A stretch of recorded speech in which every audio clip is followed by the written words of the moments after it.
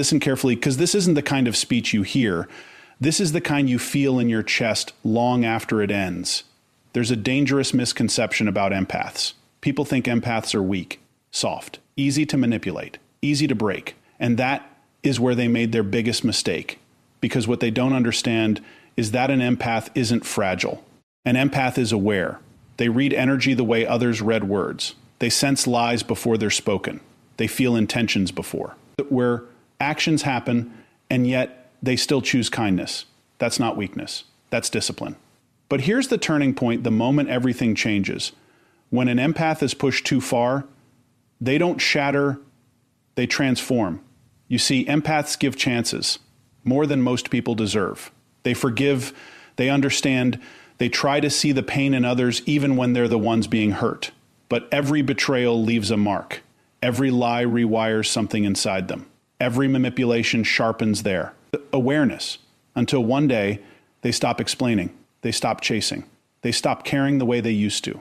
And when that switch flips, it doesn't go back. They broke the wrong empathy, because the version of you they met was the kind one, the patient one, the forgiving one.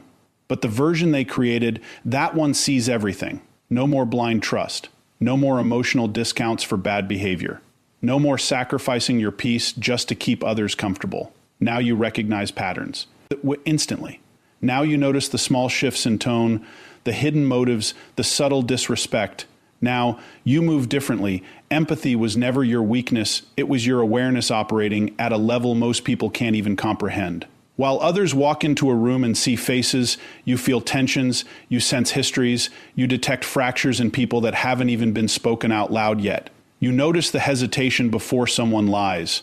You feel the shift in energy before someone betrays.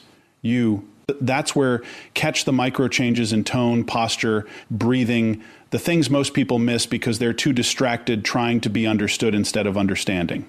And here's the part that confuses people about you. You don't just see darkness in others, you understand it. You see the wounds behind the behavior. You recognize the pain driving the manipulation. You identify the insecurity hiding behind arrogance. And instead of exploiting it, you choose compassion. That choice right there, that's not softness, that's control, because it's easy to become cold. It's easy to shut down. It's easy to mirror cruelty with cruelty and call it strength. But it takes a different kind of power to see exactly what someone is and still choose not to become it. People think you didn't notice. They think you were too kind to see what they were doing, too patient to catch their games, too forgiving to recognize their patterns. That assumption gave them confidence. Confidence to push boundaries. That's where confidence to test limits. Confidence to believe they were smarter than you. But you were never blind. You were observing, collecting, analyzing. Not reacting doesn't mean not knowing. Silence doesn't mean ignorance. Calm doesn't mean weakness. It means you were in control of yourself while they were losing control of who they really were. You let people reveal themselves. Not because you had no choice, but because you were gathering truth. Every inconsistency, every contradiction, every moment. Their words didn't match their energy. You saw it, you stored it, you understood it, and still, you gave them space. That's the discipline nobody talks about. Because most people don't have the capacity to hold awareness without immediately acting on it.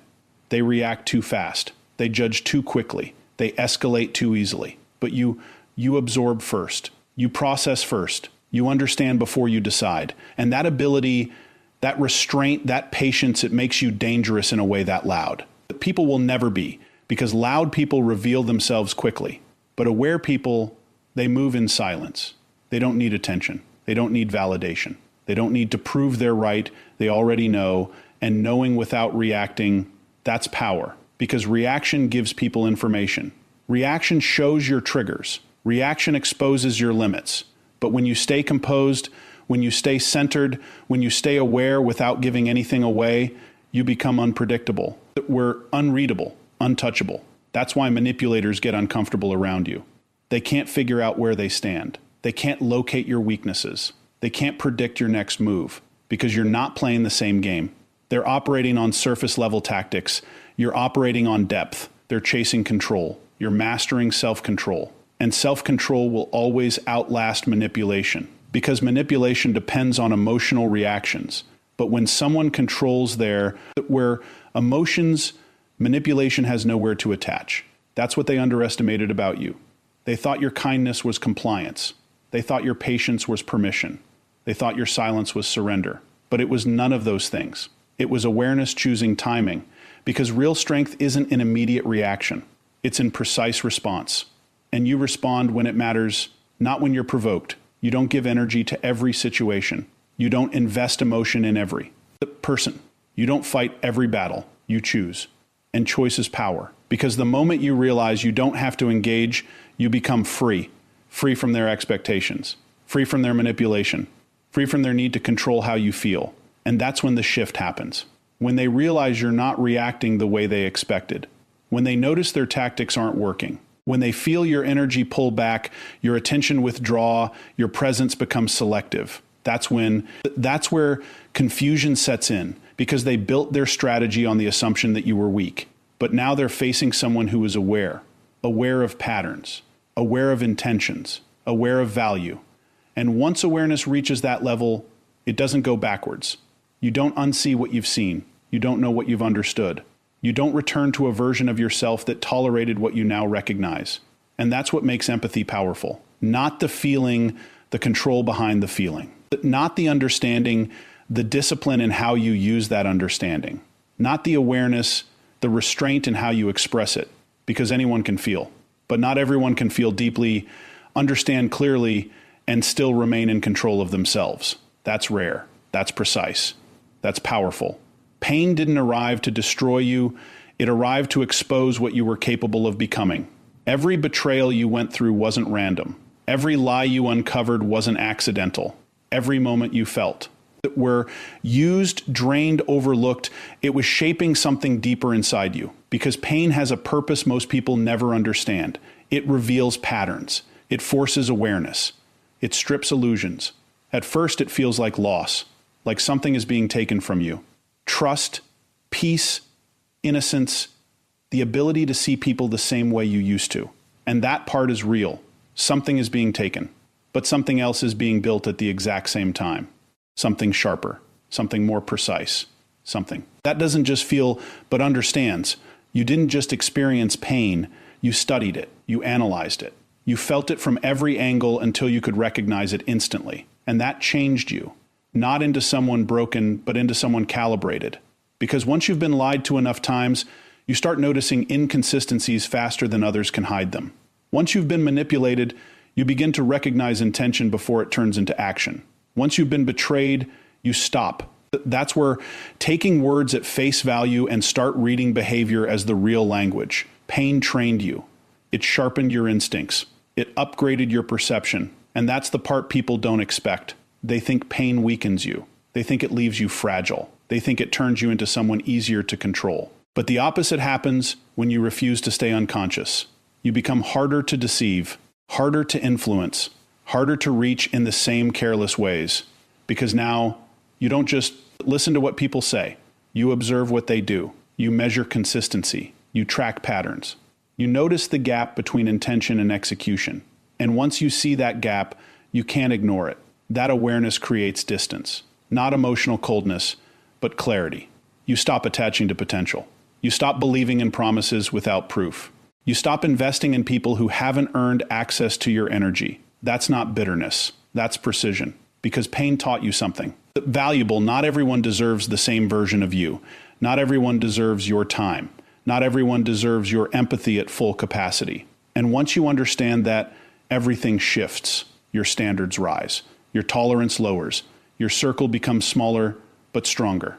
You stop explaining yourself to people committed to misunderstanding you. You stop chasing people who benefit from your absence more than your presence. You stop fighting battles that only drain you without building you. And that shift, it's quiet, but it's powerful. Because from the outside, it looks like you changed. But from the inside, you finally aligned. Aligned with truth. Aligned with awareness. Aligned with self-respect. Pain forced you into that alignment. It didn't give you a choice. It pushed you to a point where staying the same became more uncomfortable than evolving. And that's where transformation begins. Not in comfort, not in ease, but in pressure. In moments where you realize you can't keep reacting the same way and expect different outcomes. You had to adapt. You had to grow.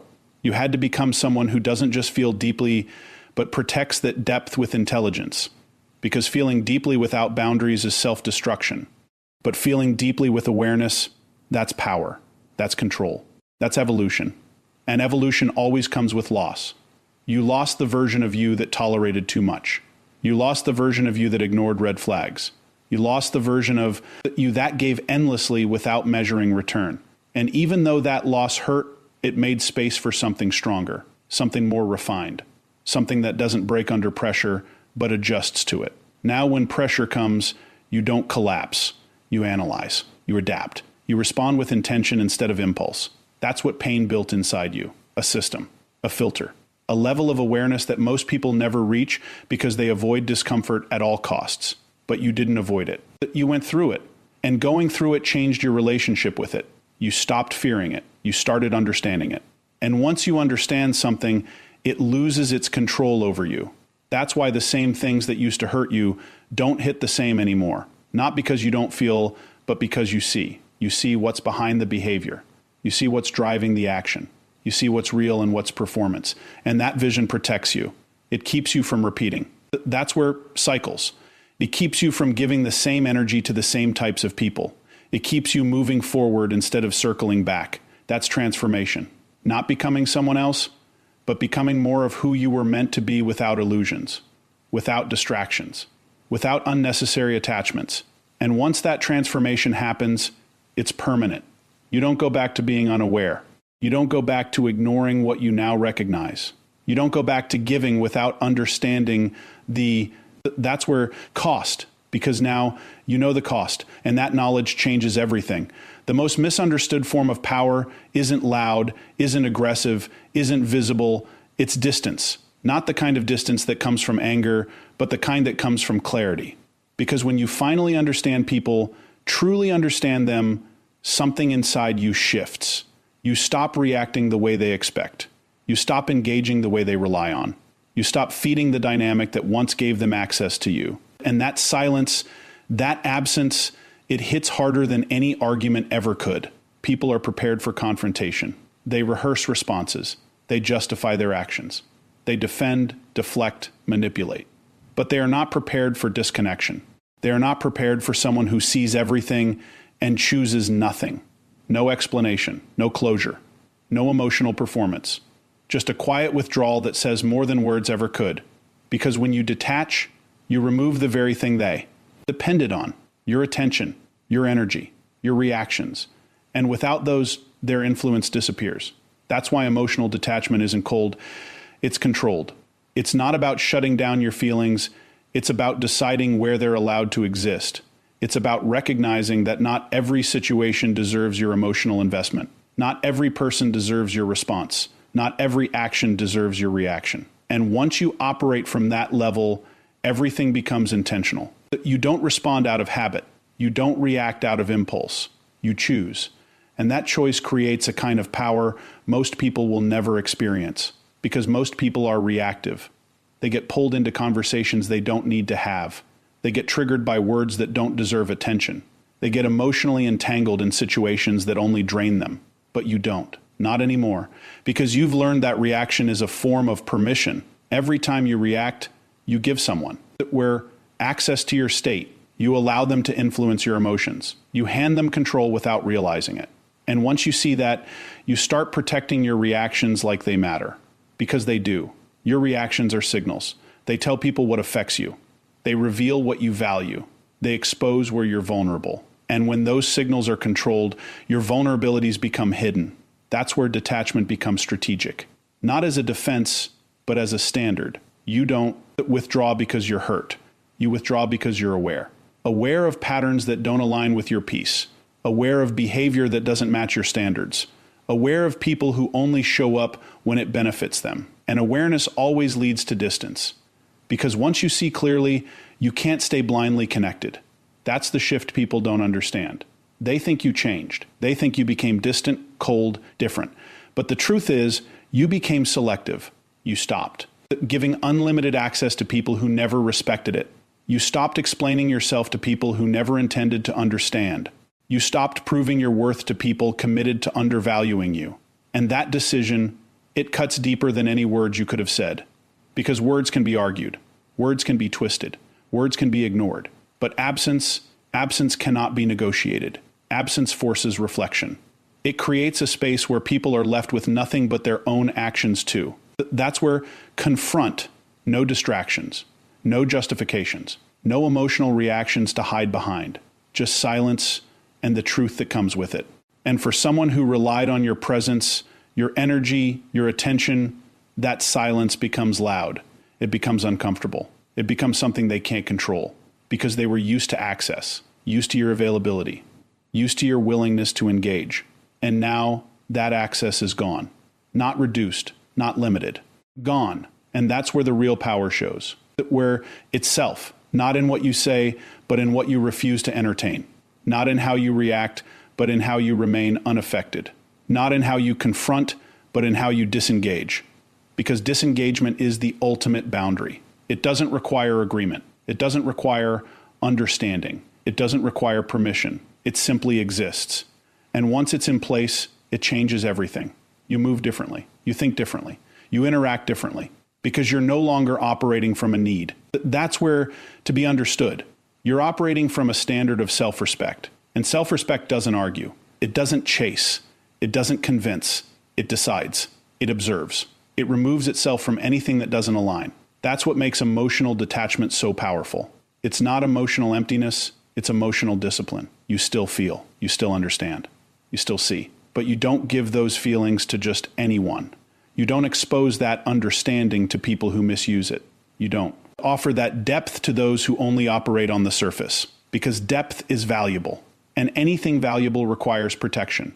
That's what detachment becomes. Protection without aggression. Distance without explanation. Control without force. And once you reach that level, there's nothing left for others to manipulate. No reaction to trigger. No emotion to exploit. No access to misuse. Just a presence that is calm, aware, and completely out of reach. And that kind of presence, it doesn't need. That's where, to prove anything, it doesn't need to announce itself. It doesn't need validation. Because it knows exactly what it is and exactly what it refuses to become.